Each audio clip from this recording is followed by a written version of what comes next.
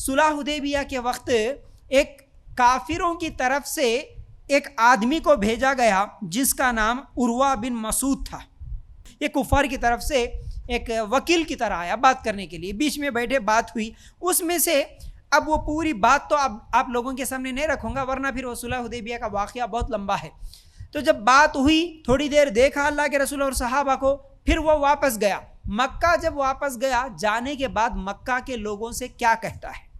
ایک کافر ہے لیکن صحابہ اللہ کے رسول صلی اللہ علیہ وسلم کی عزت اور احترام کیسا کر رہے, تعظیم کیسا کر رہے, وہ جا کے کیا بول رہا سنو.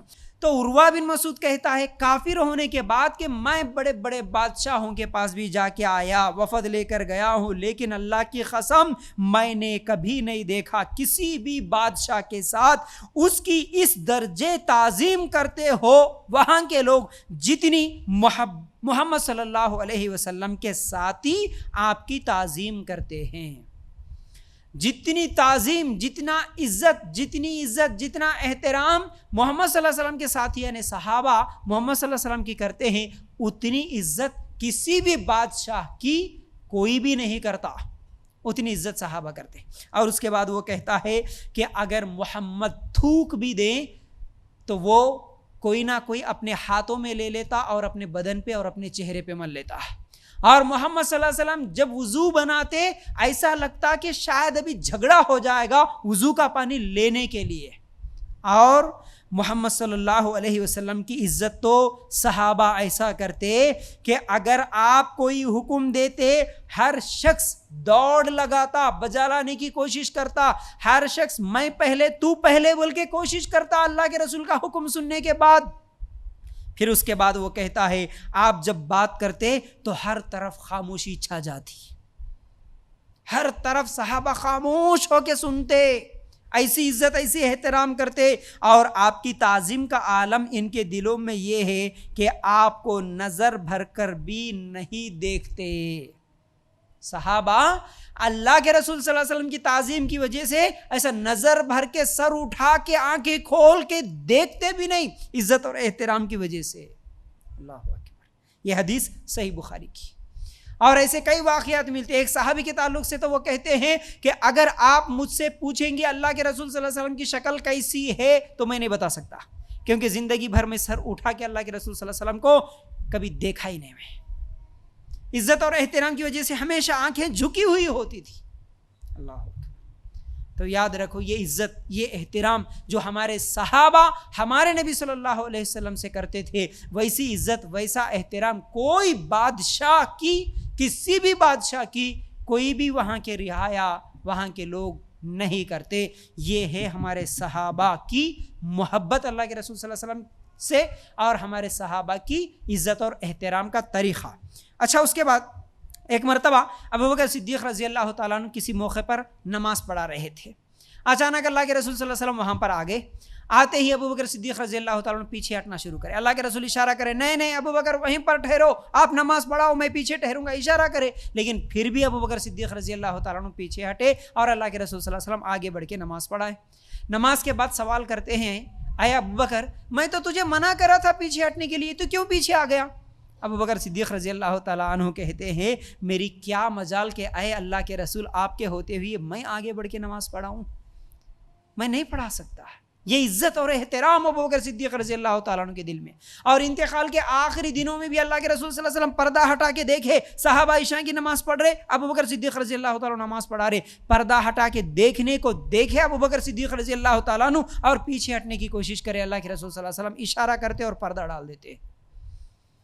تو یہ عزت اور یہ احترام کرتے تھے. پھر اسی طرح اللہ کے رسول صلی اللہ علیہ وسلم کے صحابہ کے تعلق سے ہم واقعات اگر دیکھیں, ایک صحابی ہے جن کا نام ثابت بن قیس رضی اللہ تعالیٰ عنہ. ثابت بن قیس رضی اللہ تعالیٰ عنہ کچھ دنوں سے نظر نہیں آ رہے تھے اللہ کے رسول صلی اللہ علیہ وسلم کو, صحابہ سے بھی نہیں مل رہے, اللہ کے رسول صلی اللہ علیہ وسلم کے سامنے نہیں آ رہے. اللہ کے رسول صلی اللہ علیہ وسلم سوال کرے وہ ثابت بن قیس کہاں ہیں, وہ نظر نہیں آ رہے. تو ایک صحابی بولے کہ اللہ کے رسول میں ڈھونڈ کے لے کے آتا ہوں, وہ کہاں ہیں مجھے معلوم ہے. گئے اور جا کے ان کے گھر میں کیا دیکھتے ہیں, ثابت بن قیس رضی اللہ تعالیٰ عنہ اپنا سر نیچے کیے ہوئے ایک حیران, ایک پریشانی کی حالت میں, ایک رنج و غم کی حالت میں صرف بیٹھے ہوئے ہیں اپنے گھر میں. صحابی جاتے ہیں اور پوچھتے ہیں اے ثابت تمہارے بارے میں اللہ کے رسول صلی اللہ علیہ وسلم سوال کر رہے ہیں, تم کیوں نہیں آ رہے, اللہ کے رسول صلی اللہ علیہ وسلم سے ملاقات کیوں نہیں کر رہے؟ تو ثابت بن قیس رضی اللہ تعالیٰ عنہ کہتے ہیں میں کیسے ملاقات کروں, میں کیسے ملاقات کروں, میری آواز اونچی ہے, میں اونچی آواز میں بول کے اپنے تمام نیکیوں کو میں برباد کر لیا, میں کہیں جہنم میں نہ جاؤں یہ ڈر مجھے لگا ہوا ہے, میں اب اللہ کے رسول سے کیسے ملاقات کروں, کیسے شکل بتاؤں؟ کیونکہ اس وقت سورہ حجرات کی آیت نمبر 1 اور 2 یہ 2 آیتیں نازل ہوئی تھی. میں ابھی آپ لوگوں کے سامنے سنایا, جو اے ایمان والو اللہ اور اس کے رسول سے آگے نہ بڑھو اور اللہ سے ڈرتے رہا کرو, اور اے ایمان والو اپنی آوازیں نبی کی آواز سے اوپر نہ کرو اور نہ اونچی آواز سے بات کرو جیسے آپس میں تم ایک دوسرے سے بات کرتے ہو, ورنہ تمہارے اعمال غارت ہو جائیں گے. یہ سورہ حجرات کی آیت نمبر 2 نازل ہوئی. ثابت بن قیس رضی اللہ تعالیٰ عنہ کو ڈر ہو گیا کیونکہ ان کی آواز فطری طور پر اونچی تھی, اونچی آواز میں وہ بولتے تھے, ان کے بات کرنے کا انداز ہی وہ تھا کہ ان کی آواز ہی اونچی تھی. تو اب ان کو یہ ڈر ہوا کہ یہ آیت میں تو اللہ تعالیٰ بول دیا کہ اونچی آواز سے نہیں بات کرنا ورنہ تمہارے نیکیاں پورے برباد ہو جاتے. اس ڈر سے اب وہ نبی سے ملاقات کرنا بند کر دیے, رو رہے, پریشان ہیں, رنج اور غم میں ہیں. اللہ کے رسول صلی اللہ علیہ وسلم جب یہ بات سنتے ہیں تو پھر صحابی کو بھیج دیتے ہیں, جاؤ جا کے بولو ثابت بن قیس رضی اللہ تعالیٰ عنہ سے کہ وہ جہنمی نہیں ہے, وہ اہل جنت میں سے ہے, وہ جہنمی نہیں ہے, ان کی نیکیاں برباد نہیں ہوں گی. کیونکہ اس آیت میں جو بتایا گیا وہ اونچی آواز سے مطلب بے ادبی کے ساتھ نبی کے سامنے آ کے بحث کرنا, اونچی آواز سے بات کرنا, چیخنا چلانا, ایسا مت کرو. لیکن جو فطری طور پر ان کی آواز ہی اونچی ہے اس وجہ سے وہ بے ادبی نہیں ہوتی. ٹھیک ہے. پھر اسی طرح عباس رضی اللہ تعالیٰ عنہ کی یہ حدیث صحیح بخاری میں ہے. عباس رضی اللہ تعالیٰ عنہ, کون جی عباس؟ نبی کریم صلی اللہ علیہ وسلم کے چاچا. اللہ اکبر, کتنی پیاری بات کہتے ہیں. دیکھو اللہ کے رسول کے چاچا ہیں, لیکن اللہ کے رسول صلی اللہ علیہ وسلم کا ادب کیسا تھا. ایک مرتبہ کسی نے پوچھا, اے عباس آپ بڑے ہو یا محمد صلی اللہ علیہ وسلم بڑے ہیں؟ تو عباس رضی اللہ تعالیٰ عنہ کہتے ہیں اللہ کے رسول صلی اللہ علیہ وسلم بڑے ہیں لیکن بس میں اللہ کے رسول سے پہلے پیدا ہوا. ادب اور احترام کا تقاضا دیکھیے. عمر میں عباس رضی اللہ تعالیٰ عنہ بڑے ہیں, چاچا ہیں, اللہ کے رسول صلی اللہ علیہ وسلم سے پہلے پیدا ہوئے. ہو سکتا بول دیتے ہاں بھائی وہ میرا بھتیجا ہے, میرے بعد پیدا ہوا, میرے سے چھوٹا ہے, بول دیتے نا ہم لوگ. لیکن عباس رضی اللہ تعالیٰ عنہ صحابی ہے, اللہ کے رسول صلی اللہ علیہ وسلم کی ان کے دل میں عظمت اور عزت احترام ایسا ہے, بول رہے کہ نہیں اللہ کے رسول صلی اللہ علیہ وسلم بڑے ہیں, بس میں اللہ کے رسول سے پہلے پیدا ہوا, اتنا ہی فرق ہے. تو یہ صحابہ کی دلوں میں اللہ کے رسول صلی اللہ علیہ وسلم کی عزت اور احترام, یہ ادب تھا. یہ حاکم میں روایت موجود ہے. اچھا, اس کے بعد تعظیم رسول کے تقاضے کیا ہے؟ اس کو عام طور پر ہم لوگ محبت رسول کے تقاضے اس طرح بھی سمجھ سکتے ہیں. اگر ہم چاہتے ہیں کہ ہمارے دل میں اللہ کے رسول کی محبت ہے, ہمارا اگر یہ دعویٰ ہے, اگر ہم یہ کہتے ہیں کہ ہاں بھائی میرے دل میں نبی کی محبت ہے, اور کیسی محبت ہونا؟ تمام چیزوں سے بڑھ کر محبت ہونا. سورہ توبہ آیت نمبر 24 بھی نکالو, پھر اسی طرح کچھ حدیثیں بھی ہیں, وہ بھی میں انشاءاللہ آگے آپ لوگوں کے سامنے رکھوں گا. عمر رضی اللہ تعالیٰ عنہ بھی ایک مرتبہ بولے, کیا اے اللہ کے رسول میں تمام چیزوں سے بڑھ کر آپ سے محبت کرتا ہوں سوائے میری جان کے. کیا بولے؟ اگر آپ کی بات اور میری جان کی بات اگر آ گئی تو میں اپنی جان سے سب سے زیادہ محبت کرتا ہوں, اس کے بعد آپ سے محبت کرتا ہوں. ہاں میری بیوی, میرے بچے, مال دولت, گھر کاروبار, یہ تمام چیزوں سے بڑھ کر آپ سے محبت ہے, لیکن میری جان سے بڑھ کر نہیں. یہ اس کا مطلب تھا.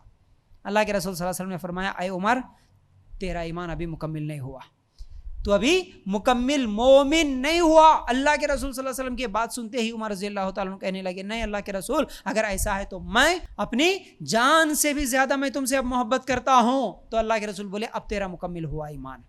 اسی لیے تو ہم دیکھتے ہیں صحابہ اپنی جان کی پرواہ نہیں کرے جنگوں میں, اللہ کے رسول صلی اللہ علیہ وسلم کی جان کی حفاظت کرتے ہوئے. ایسی محبت کرے اللہ کے رسول صلی اللہ علیہ وسلم سے.